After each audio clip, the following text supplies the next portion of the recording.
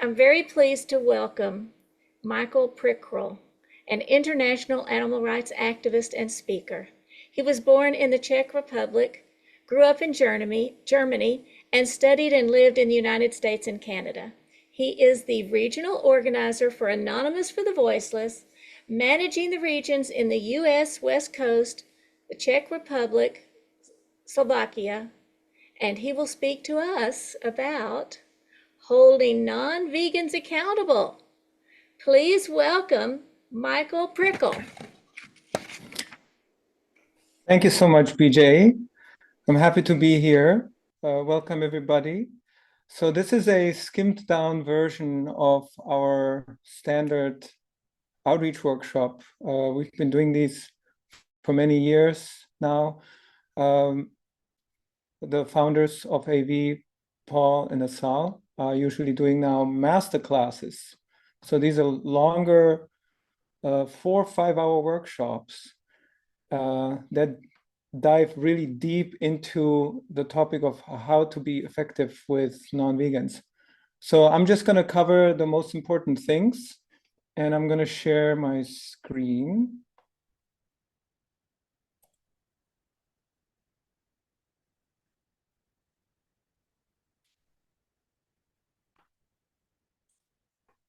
So here we go.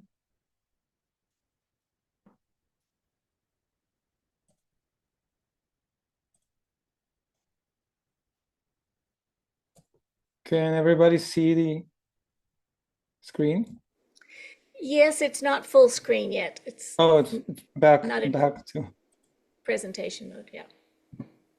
There we go. Okay, not so yet. Oh, there it is. It's a little yes, slow. it is. Okay, there we go. Yeah. Okay, so before we even get into animal liberation outreach, we need to be clear on what veganism is. So veganism was defined by Leslie Krauss as a doctrine, today we would say principle, an ethical principle, that humans should live without exploiting other animals, meaning non-human animals. It has nothing to do with human health, human rights, environment, affection, love, likability, positivity, or even reduction of suffering. Veganism is also, it's not an identity, it's not a lifestyle, it's not a diet. It's really just that principle. And out of this principle, of course, follows a certain lifestyle that vegans do. And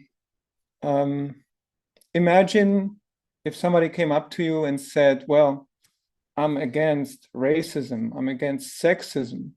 That's not an identity. It's also not a lifestyle. It's just a stance against injustice. So being vegan means you are rejecting the exploitation of other animals. And this is really about the root cause of the animal holocaust, of the animal, of the cruelty, of everything that happens in this world that it's done to animals. The root cause is the mindset. It's the human supremacist mindset that we need to address. And out of that follows another root cause, the exploitation of other animals. And then all the things that we see are the symptoms of this. So vegan outreach means we are speaking up for the victims in the exactly same way that you would want to be spoken up for if you were in their position. So we are a medium of truth, and we are enacting change by prioritizing the victims and not the oppressors. Now, humans are the oppressors. So that's something always to have in the back of our minds. Now, if you aren't speaking up for the animals in the same way that you would want to be spoken for if you were in a slaughterhouse, you're just simply not doing justice to the victims. So a successful outreach interaction is centered around 2 things: holding individuals accountable for what they're personally responsible for what they're demanding, and also taking an action. I mean, asking them to take an action to go vegan.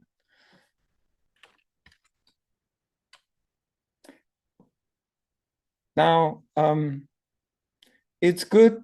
Here's an important distinction when it comes to psychology. It's good to know human psychology when we are dealing with the largest injustice of all times, and we're dealing with a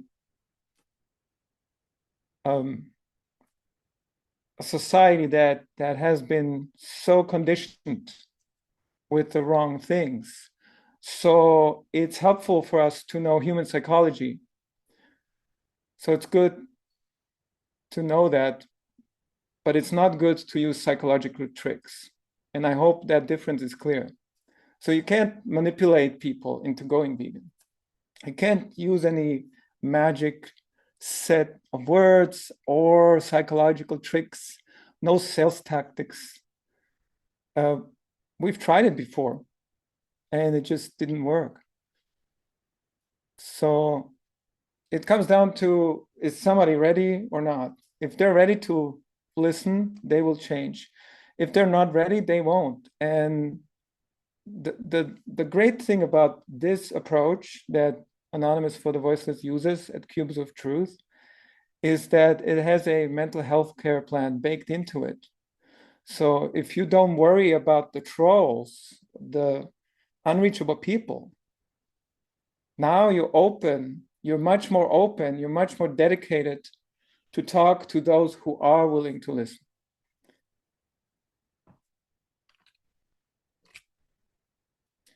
Quickly, seed planting. So seed planting isn't verbally leafletting.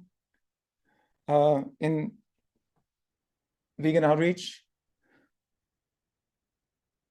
because the information has been already there for decades.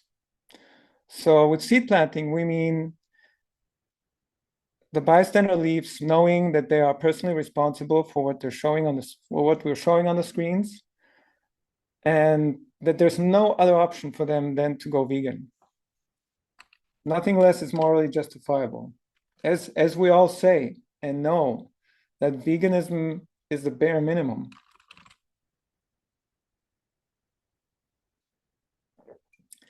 Another aspect, important point in vegan outreach is do not pander. Pandering means when you're over agreeable, you're coddling the person in comfort because you want them to like you. But that has the opposite effect. When you pander, they will lose respect for you as an activist, and you will actually lose control of the conversation. And this goes both ways, actually, because when you start pandering, they will start pandering too. They will tell you what you want to hear, but they're not taking it really seriously.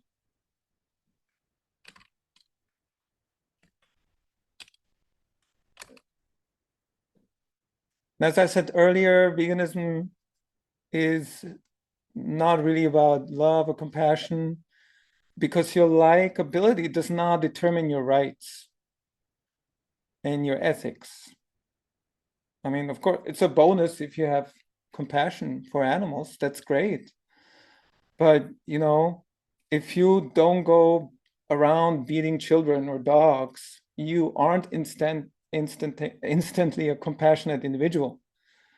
I don't like all my neighbors, but I will respect them, right? So it comes more down to respect, and it's just the right thing to do. It's simply a sane thing to do, to be vegan.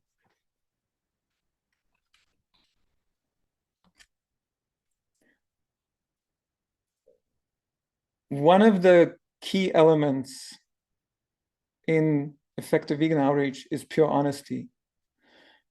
Because when you're honest and you're telling people the truth, you're actually doing the most loving and respectful thing you can do. and they will take you seriously. And then they will actually like you more than if you were pandering to them, or if you were showing some sort of desperation that, oh, they're not likely going vegan, they're not likely to go vegan. So, I see vegans becoming desperate and trying everything, and that seems to be futile often. So honesty goes the longest way, and it's important to realize that when a non-vegan sees that your desire to be validated by them, so to be liked by them, is stronger than your desire to defend the animals, they will actually lose respect for you, and then that will just be a mockery of animal rights, animal liberation.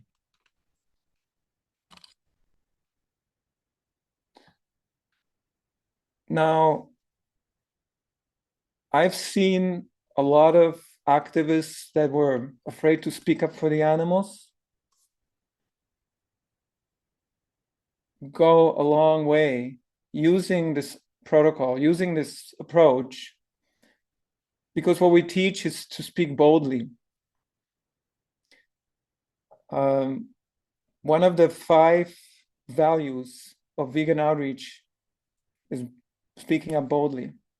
The others are, by the way, as we already had, and then simplicity, clarity, and brevity. And we'll get to the other 3 in a moment.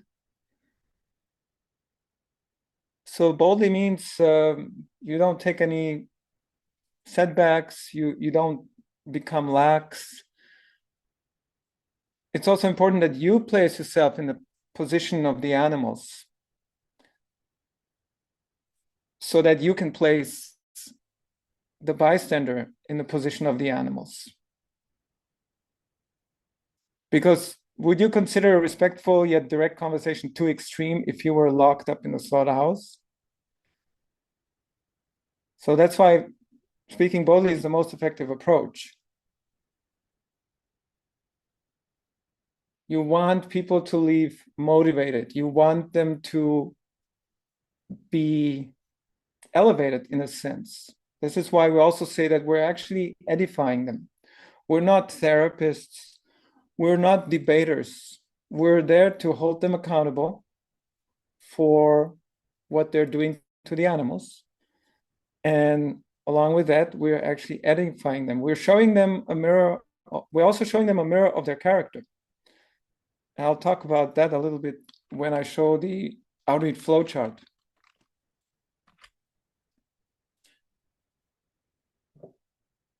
So why aren't we talking about health and environment at Cubes of Truth? Because the animal rights violations, the ethics, are the only compelling point. See, health and environment can be debunked on some level. There are some healthy non-vegans, and there are some unhealthy vegans.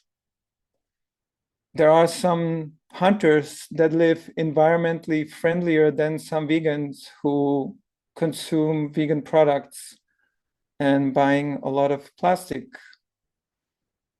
So the only compelling aspect is the ethics, 100% compelling. There's nothing against the ethics. And, and then the other thing is health, at least health, is a human-centric issue. It really doesn't matter to the animals what our health status is. The animals have one wish: to be liberated. And non-vegans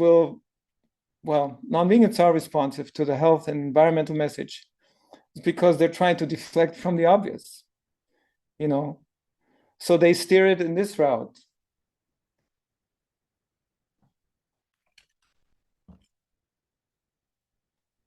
And we're not even experts on the environment. So when you're at a cube of truth or any other situation where you're talking to non-vegans, even with family, you don't want to look like you're the expert, because chances are that you're not. And so we don't even know if the stats are correct. There's no way for us to measure all this. And we only have a limited time. So you wouldn't be even taken seriously, because most non-vegans will bring up other stats once you bring up stats, and then it gets into a debate. And this is when you lose the control of the conversation. So you never want it to get to a debate. Now, if you ever feel compelled to focus on environment or health when speaking up for the animals, think about why oppression should end from the victim's perspective. So this comes back to always see things 100% from the victim's perspective, not 99%, 100%. The only point I would say, if somebody mentions the environment, then you can say that it is an injustice when humans went into various habitats. They deforested large areas on this planet and took away the homes of many animals. That is, in a way, exploitation as well. And of course, it has an impact on the environment. So this is where environment and animal liberation outreach cross over a little bit, but I would only mention it if somebody actually brings up the environment. Otherwise, the environment is a separate discussion. And health questions, you know, if they have some really genuine concerns, then yeah, you can briefly address the health questions in such way, saying that the science is on our side when it comes to plant-based diets. And there are plenty of vegan athletes, bodybuilders, tennis players, and so on. And let's bring it back to the ethics.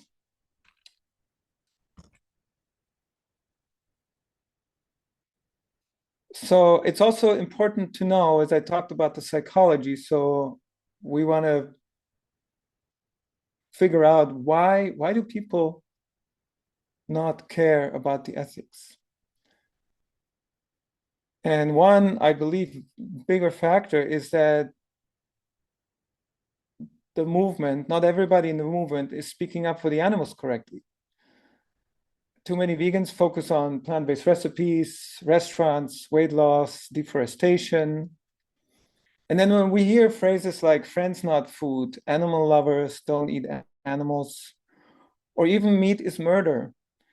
Now, those terms confuse the vegan message, because that's not what, first of all, it's sort of disingenuous. And second of all, it's not what animal liberation is about. Friends, again, goes back to this. You don't have to be friends with everybody to not kill them, or to respect them, basically. So friends, not food is very, very confusing. Meat is murder. It's also disingenuous, because imagine somebody sees roadkill. They stop and they think, oh, well, that's a lot of meat for us. So let's pick up the animal and take the carcass home and make meat out of it. That's not murder. The animal was killed in an accident, most likely, and the person who happened to stop did not murder the animal. So it's better to refrain from those kinds of phrases.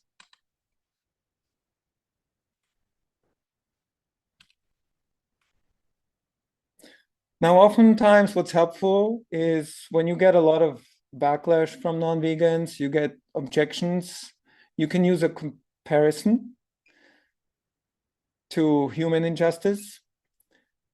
The most effective comparison is to place the bystander in the victim's position. Avoid dog comparisons. At Cube of Truth, we used to, at the very beginning, say that with dogs. But the reality is that many non-vegans don't even care about animal companions. They think they do, but they really don't.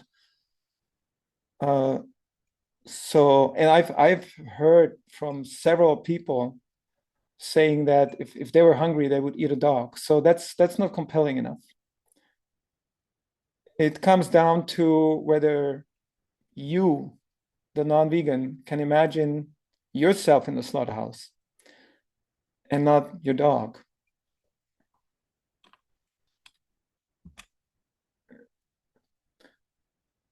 As I said before, statistics, keep them minimal.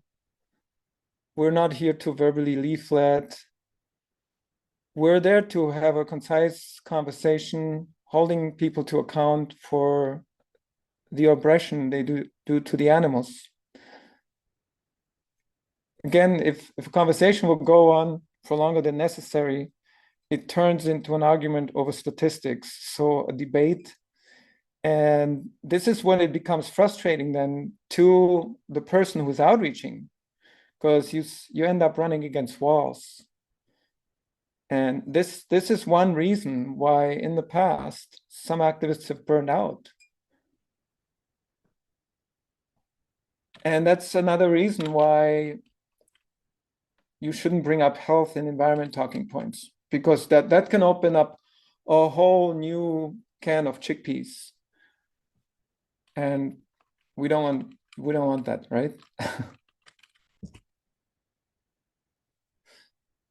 So another important aspect about outreach, and this is when you understand this and you apply this is what's so effective for our mental health as activists, because now we don't run up walls with people because we choose who we talk to. Part of your role is to assess who is reachable and who is not. Many people aren't. And on the street, for example, many people will want to just have a short conversation with you. So then keep it short with them. Don't entertain people with long argumentative debates. And then here's a really important thing about psychology. Non-vegan guilt is really cunning. Of course, they could be feeling guilty already before they have a conversation with you, or your conversation can evoke the guilt. Now, what happens is when the guilt becomes unbearable, they put up a wall. They go into defense mode, and then they bombard you with objections and excuses. That's one of the main reasons. Because now they feel attacked. They feel like, oh, they have to leave the comfort zone. And it comes down to their open-mindedness and also their character. If they're open-minded enough, they can acknowledge that they've done something wrong or that they have been conditioned a certain way, which was wrong. They can make amends with that, meaning not looking into the past, not feel bad about it, and then transform that guilt that they feel into responsibility, which means they accept the change they were asking them to make. This is a sort of a process I developed called the AAA: acknowledge, make amends, and accept, to essentially become a better version of yourself and to create change within you. And so you can use this knowledge or have it in the back of your mind when you talk to non-vegans, and understand that what their guilt will make them come up with all kinds of ridiculous excuses. And yeah, then it comes down to, well, you don't want to waste time on people like that. So we use a method called the Socratic method in our outreach protocol, outreach flowchart that I'm going to show you in a moment. And that means we ask the bystander questions so they come to their own conclusions. Also, what we focus on is why people should go vegan, not how. Because people know the how. Most people already know what veganism is. Most people have figured it out. And those who haven't, if they are really serious about becoming vegan, they will be so motivated to figure it out on their own with the use of Google and ChatGPT or any other information, vegan friends, and so on. So again, the important thing here is people need to be held accountable for why they should go vegan. Focusing on the how is actually an insult to the victims. I mean, in no other injustice, humans would focus on how. How do you stop the injustice? You know, a prosecutor asks a murderer, stop murdering people. And they would never say, oh, here are the instructions on how you do it, right? That would be an insult to the victims. Vegetarianism, important to bring it up because there's here and there confusion. Vegetarians are non-vegans and they should be outreached like anyone else. So they are your target market. They are no different than paleo eaters. So why should we outrage them differently? Of course, they will say, "Oh no, yeah, I'm on your side. I'm already vegetarian." So don't let that become, don't let that, or don't become lax on them when they say this, because it's just a form of manipulation.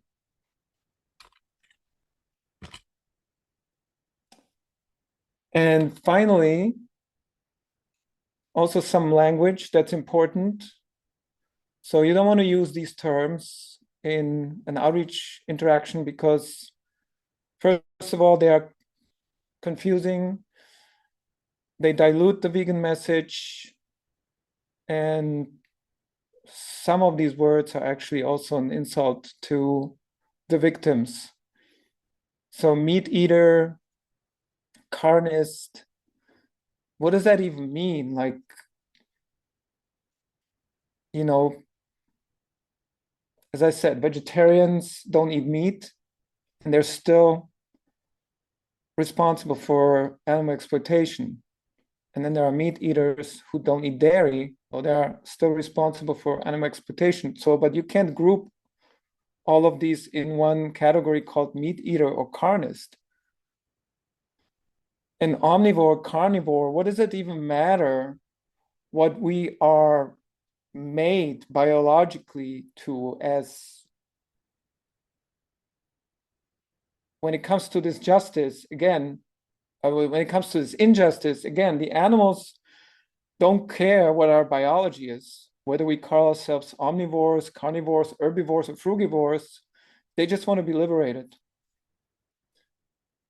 Also, vegan journey, in my mind, there is no vegan journey. This isn't about some finding yourself, exploring your spirituality and all that.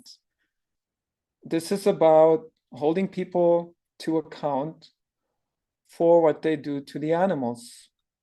And along with those lines, you can't mention any baby steps. There are no baby steps. When it comes to stopping an injustice, again, imagine the prosecutor in prison talking to somebody who killed someone.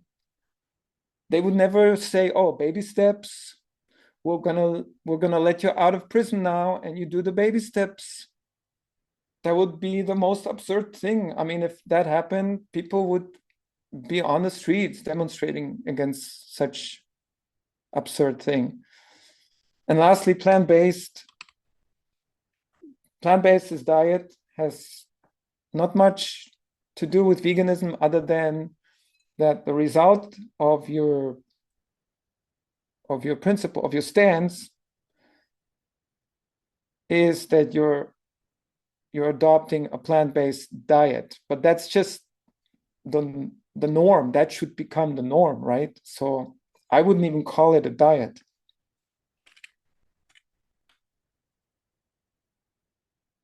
So how are we doing with time? It's about half time. Mhm. At this point, I would like to ask anyone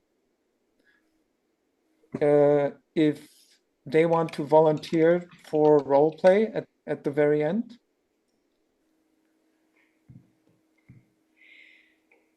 Okay. You could just put it in the chat, and then that way Rebecca will know and can bring it on the screen. Yes, just raise your hand, spotlight me.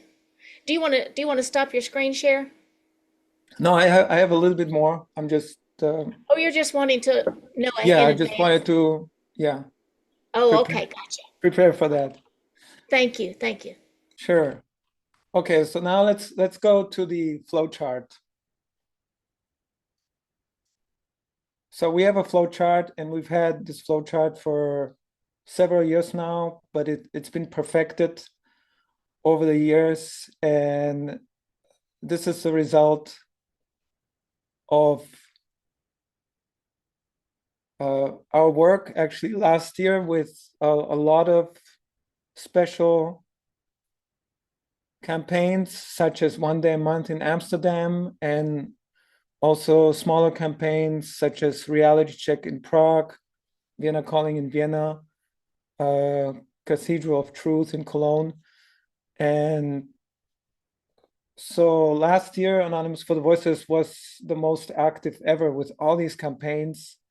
And so we have, in the process, updated this flow chart, and it's incredibly effective. So I will share links with you later on to this flow chart so you can read this first page yourself, but I will just focus on here what it says in the bottom. So in the conversation, it's important to focus on what you can control. So it's about what you say, how you say it, who you say it to, and how long you say it. And so if you get the right person to talk to, somebody open-minded, then it becomes already easier. That's key.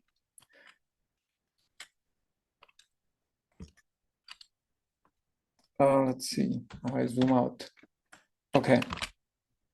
Okay, so here's the flow chart. And we start by qualifying questions of one qualifying question. How do you feel about humans exploiting other animals? It addresses the emotions already, and it gets to the point. And oftentimes they will say, oh yeah, it's horrible. Can't watch that footage, or things like that.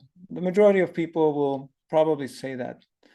Now, if you have a troll that will give you all kinds of nonsense, you can pretty much already disengage. You know, if they're more open-minded, then you can tell them what we're showing here.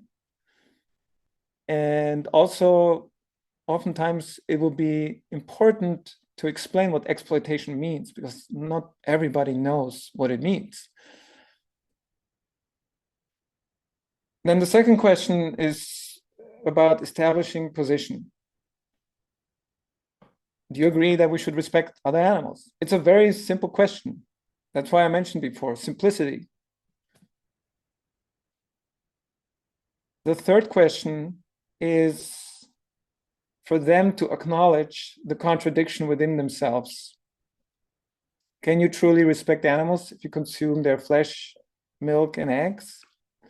This is where excuses will start flowing more, most likely.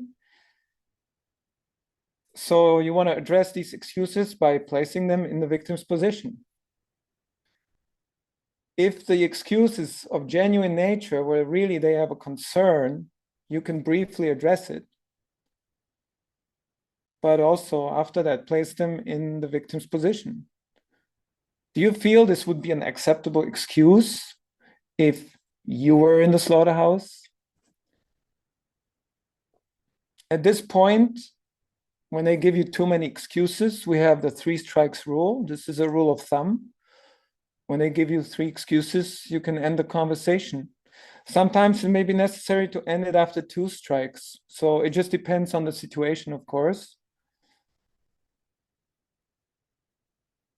If they're open enough, then it's important to set the foundation and explain what veganism is. Most people will say, oh yeah, it's not eating milk and cheese and eggs and meat and so on. So then, yeah, you can clarify that that's the practice of veganism, but it's actually an ethical principle. As I said before, it's not a diet, not a lifestyle, not an identity. And then you can basically address more objections. Clear out any remaining objections, basically. And this is really powerful. When you say, if this objection was not an issue for you, would you go vegan today? And you're testing their open-mindedness this way. I've had conversations where it came to this point and they said, no, I have nothing that prevents me from going vegan. So then I just skipped to question number 9. So are you vegan from now on? And sometimes they said yes. Sometimes they might still not be unsure. So then you could go back to some of these questions. But if they're not sure here, and if they have objections, for example, taste, then you continue here. And I believe this is the core of the outreach. Because here in question number 3, you establish the contradiction. So they realize, if they're open-minded enough, they realize that they are hypocrites. So when you then say, when you answer the question, because usually they might say some health answer. I've had people say, yeah, the animals are no longer exploited, but that was kind of rare so far in my experience. So then you clarify what the number 1 benefit is.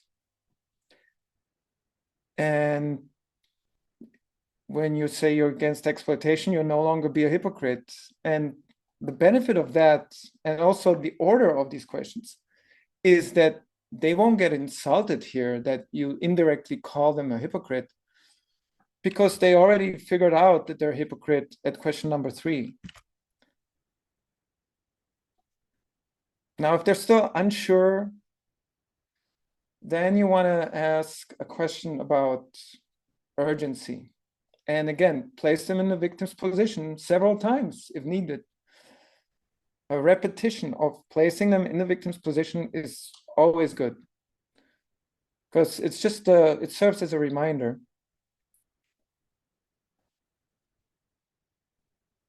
And then this question is offering a solution, and it reinforces the urgency. And it addresses their character too, because it's a very simple question. Should the number of animals be exploited for you be 0 or more? Many open-minded people will say 0, right? And then they have no other option than to go vegan. And of course, if they're unsure and they say, yeah, let me think about it, then you can say this statement here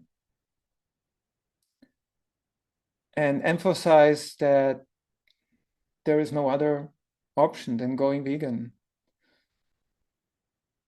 If they do declare to go vegan, what's important is that you ask them also to speak out and offer to join you if you're working for AV, offer to join us.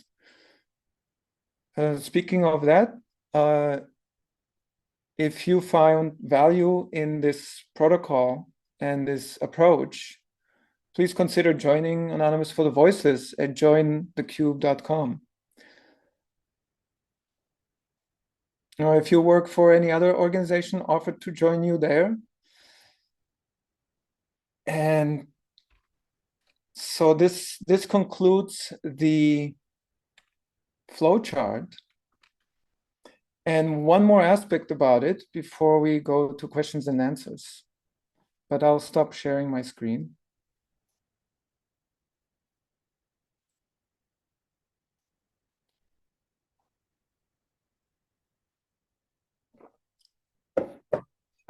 During One Day Month in August last year, AV has discovered a powerful actually tool, but it's really just a realization. So we now say, do not shake hands of people unless they declare to go vegan. And then the reason that it's so powerful is because we hold them accountable not only for the animals that they exploit, but also for that urge they have. You know, they're trying to pander to us too. The urge they have to get validated by a handshake. So we've put that in practice, and it's been really successful. Some people may think, oh my, but that could be disrespectful. But you know what's more disrespectful? Not shaking somebody's hands or continuing to exploit animals. So there's the answer to that. So that includes fist bumps or hugs. And so, yeah, now I'd like to open the floor for questions. And then at the end, if somebody is willing to volunteer for role play, we can do a 4 or 5 minutes role play. Excellent. Thank you so much, Michael. I do wonder if everybody in the audience understands that this outreach is for when people have been seeing videos. And I'm not sure, maybe everyone knows that it's for when you're Anonymous for the Voiceless has videos. Maybe you'd like to say just a little bit about that, and then I see some questions in the audience. Right, yes. Yeah, I should have mentioned that at the beginning. So we use this approach at Cubes of Truth, where we stand somewhere on a plaza or on the street, holding screens that show videos of animal agriculture, animal exploitation, and bystanders stop, they get interested. So then we approach them pretty quickly and start asking these questions. Great, thank you so much. Okay, so if Kay will come on screen, if you're going to have a question, if you'll please come on screen, and our host is probably making that possible so you can turn your camera on. Okay, in the meantime, while Kay We can is start turning, with Linda. She already has her camera on. yes, I was just going to say that. Let's start with Linda. All right. Hi, Linda. Welcome now.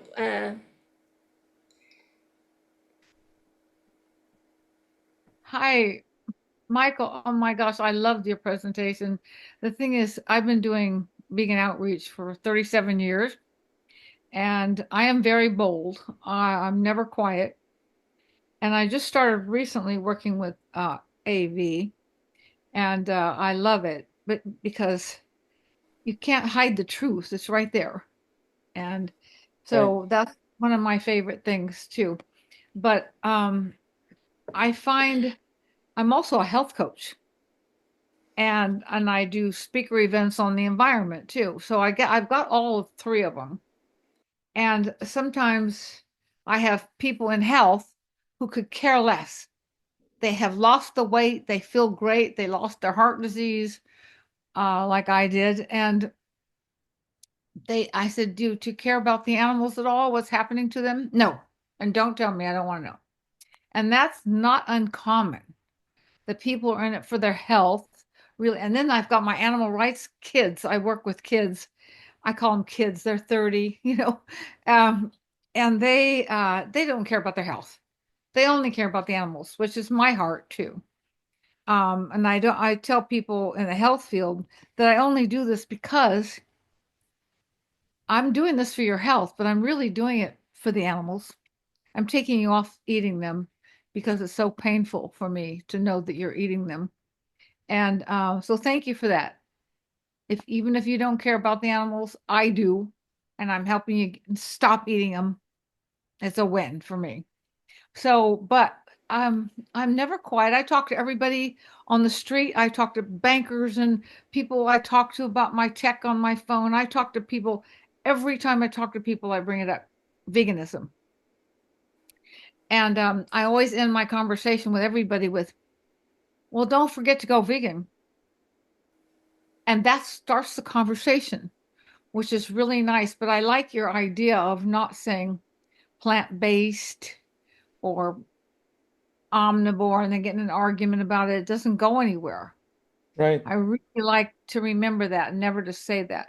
But I usually just say, I'm vegan because I don't like to hurt animals. Do you like to hurt animals? And that's how I kind of start. But anyway, I so appreciate what you've done here because it gets Yeah, me thank you. more focused on to keep it that way and to keep putting it back on them. Thank you so much. But I have a question. Yeah. One time I was tabling at a veg fest, and this Indian man came up and said, well, listen, they treat the cows so kindly in India. We love cows, and they have too much milk, and they need to be milked, so we just help them out. Then all of a sudden I felt like I had to talk about health. It didn't seem like I could talk about the exploitation of animals because he's treating them so kindly, which sure is a lot better than what we do here in the United States. But I didn't really, he got in an argument with me and it kept going and going and going, and it just got nowhere. And it was a complete flop.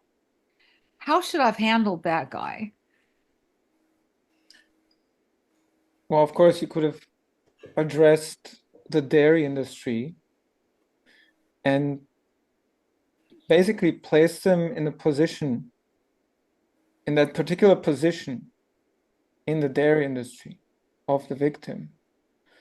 So make him imagine himself in the dairy industry as well, Well, he he's kept male using as a calf India. that's separated by his mother, from his mother. He kept saying, no, no, we were kind to our animals, and we need to milk them because they have too much Yeah. milk. And Well, I don't think that's true, by the way. I don't think they have it's too much milk. important, there's something called happy exploitation. And so you could explain that. I mean, it's just a term that we use sometimes to make non-vegans realize how absurd it is, because there's no such thing as happy exploitation. There's only exploitation. You can't exploit somebody in a happy way. So if you explain to them that it's still exploitation, even if they are kind to them, but they're still holding them prisoners, right? Yeah. You're still enslaving them for resources. Thank you. That's a So, good way to put it. Yeah. so that's always a good way to put it. Thank you so much. You're very So welcome. you One speak thing I wanted, German too? Ja, ja, ich spreche Deutsch. Ja, ik kan ook. Oh, super. Ik One vind- thing, thank you for bringing up about the sentence about we don't want to hurt animals. That's good to be used with children in outreach. Because with children, you have to adjust it a little bit. You have to speak in even simpler language. Thank you. Yes. Yeah. Well, Thank you thank you. so I much. love your presentation. Thank you, Linda, for asking. And we only have a little bit of time, and I'm not sure we'll have time for a role play. We have some questions. Danny, you wanted to give the questions, and then Nancy. Okay, Danny Okay, first. so one question is, how do you approach people who have, like indigenous people who have a very strong connection with nature and don't think that they're exploiting their tradition, um, what do I want to say? Uh, suggests or states that the animals are here for us. The earth is here for us in that sense of consumption, and you know what I'm saying? So religious, indigenous, how would you, and they might be curious, but that's like a hard break. How Yeah. would you suggest going around that? And we have a couple other quick questions from chat. So you could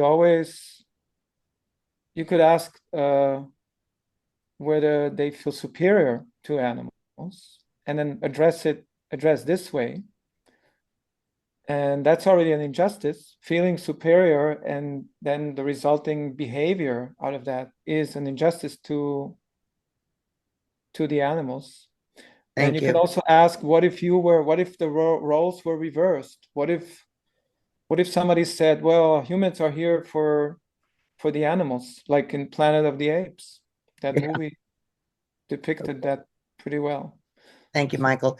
I'm going to run off a couple of quick questions here.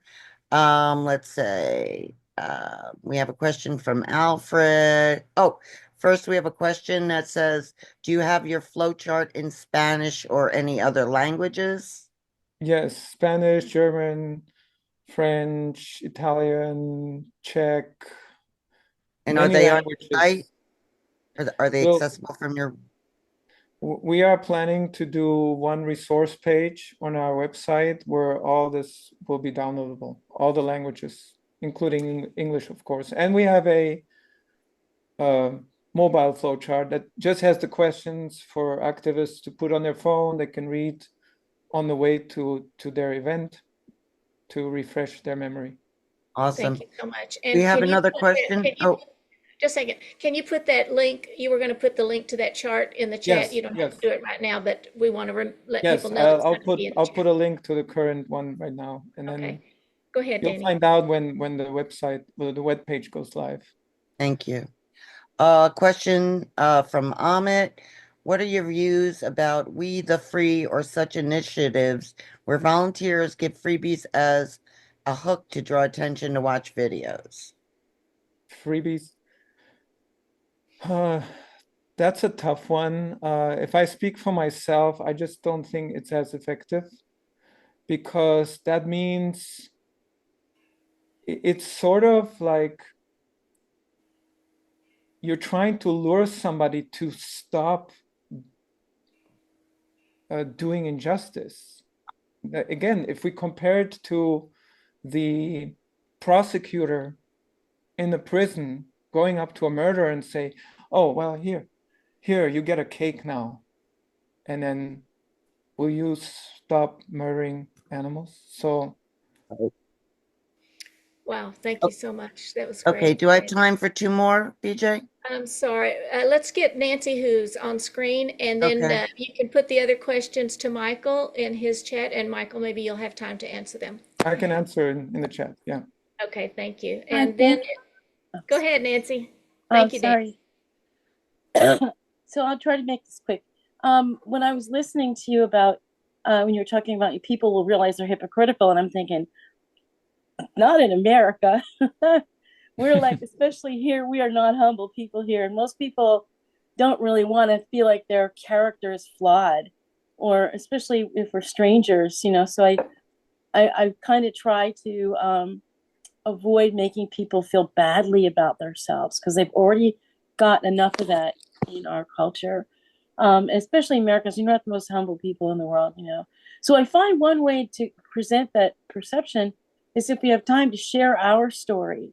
Instead of saying you should be this and you should be that, I say, you know, I used to feel the same way, and it was amazing when my perception changed of animals as others. It completely strengthened my commitment to going vegan, and I learned about the health. You know, it's wonderful, and it's this exciting world of food that opened up, and to present a path ahead that's full of love and life, and it's wonderful, you know, because there's still a lot of challenges. We know of some of the vegan restaurants that are no longer vegan. And okay, I'm done. All right. Yeah, Well, thank I'm you. trying to get to the question. No, you're right. I do tend to go on and on. I told you that about me. So thank you for catching me on that. Thank you.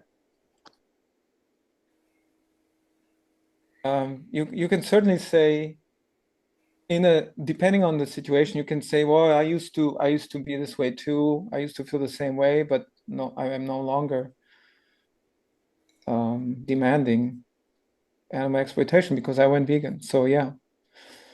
I wanted to mention one more thing, one more effective thing that I didn't cover so deeply before when I talked about the reachability. We have become really good at walking away from a conversation. Like the flowchart says, disengage there. So remember that, the power of walking away. I just used it actually on a non-cube interaction at a grocery store. And it worked really well, you know. So it means walking away and never look back. Thank you so much, Michael. A fascinating topic, and I know there are people that are thinking about how they can be more effective. We want to thank you again. Thank And you I'm for sorry we having don't me. have time for the role play, but it was No worries. wonderful. It was very thought-provoking. Thank you. You're welcome.